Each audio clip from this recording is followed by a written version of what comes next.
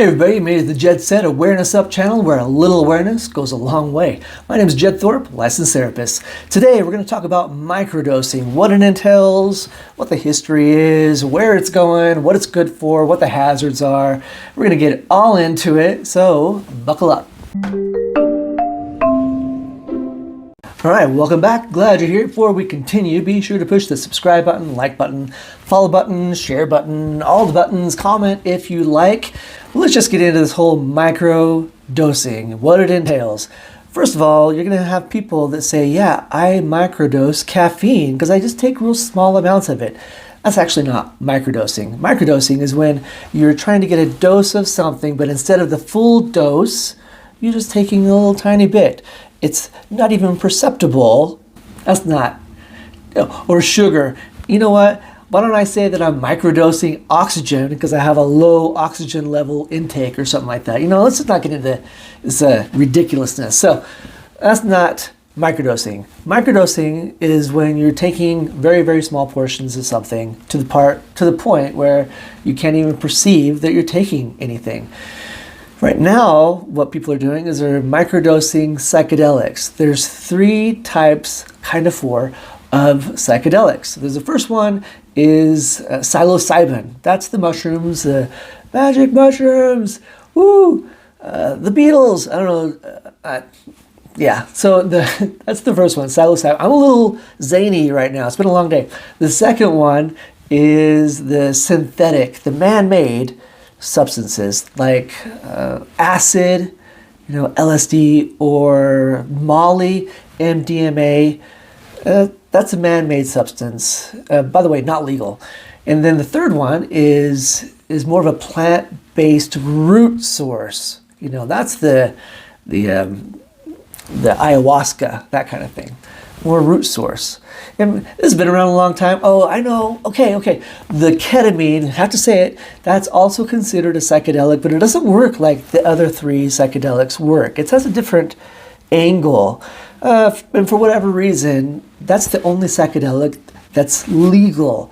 When you're talking the first illegal substance or psychedelic, that's psilocybin, where the government, you can't do that anymore back in the 1970s. The MDMA, that synthetic one, that wasn't illegalized until 1985. But this has been going on a long time. People in the Amazon's been doing it for centuries. Psychedelics have been around. The only reason that it was cut short in the U.S. back in 1970 is because there was damage being caused on some level.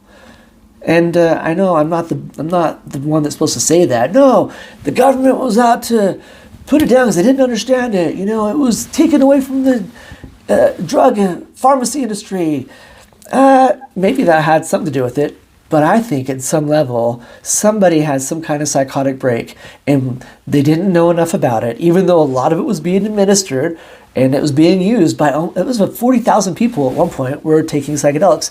But somebody got hurt, or maybe more than one person got hurt, and because of that, there had to be some brakes put on it until we could understand it more. In the 1990s, there were some scientists allowed to do some more research on it, and thankfully, now we're at a place where psychedelics are becoming more mainstream in regards to taking care of mental health needs. If you want specifics, they have them now. And in fact, MDMA, the Molly, which we called the love drug, right? Back when I was growing up, because anybody on Molly, if they were at a party, they were very, very affectionate. We'll just call it like that. It's the love drug. The whole reason, I know I'm being tangential, we're going to go with it anyway. The whole reason I'm doing this video is because I was watching a stand-up comedy show where the comedian was interacting with somebody in the audience whose couples therapist said, yeah, let's do some couples therapists. Here's some MDMA. That is not ethical or legal. That's not even legal. And here's why. Me giving somebody or a couple in session MDMA is like me giving somebody that comes in because they're lacking motivation cocaine. Yeah, that's going to work. But MDMA or Molly only has a shelf life of 4 to 6 hours. So yeah, you're gonna have a great couple session. You're gonna go home. You're gonna go home, and it's gonna be wonderful. You'll never be more in love. But then 4 to 6 hours, goes by, and you're going back to your baseline, which you were without the Molly, which is a problem because that's what got you into therapy in the first place. So that's I don't even know how I got onto that topic, but there we are. That's coming back into play, but it's being more directed towards PTSD, or post-traumatic stress disorder. And coolly enough, if that's a word, the psilocybin, the mushrooms, that's being more directed towards people that are suffering with depression. So now they've got this more streamlined. They've got this more research to the point where they can direct it as to what it will help the best with. So you have to also be careful with the psychedelics. I'm sure people had some mental breaks, some psychotic breaks. That damages people for life. So if you have schizophrenia in your family history, if you have bipolar in your family history, it's a higher risk that you are not going to be as safe taking psychedelics as someone that has none of that in their background. And we don't know a lot about the brain in the first place. So proceed with caution in this regard. You know what I mean? So I think we've covered all the psychedelics, the types of psychedelics, where it came from, what it's now being used for, and we know what the micro means in regards to the dose. I think we've covered everything. I hope that you like this video.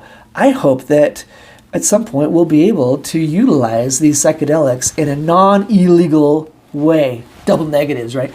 I hope we'll be able to use this in a legal manner, not in an illegal manner. There's still a lot to be learned about this organ we call a brain. So just be careful. And lastly, the reason why I like the micro aspect of doing this type of mental health behavior medicine and treatment is because you have to think of your brain as a big mansion. And there's places in that mansion that you have not gone. And there might even be places in that mansion that your brain, it does not allow you to go to keep us safe. Micro dosing means that we can get closer to that locked door, maybe even open it up a little bit. And if we don't like the smell coming out of it, we can just close it back up, versus a full-on dose of a psychedelic trip. You hope it's a good one. It might not be, but just busting into that door and having whatever consequences follow. You know what I'm saying? You're picking up what I'm laying down. So that's my thoughts on microdosing and psychedelics and history, and I'm just excited about it. I hope at some point we can really utilize this in the most effective way.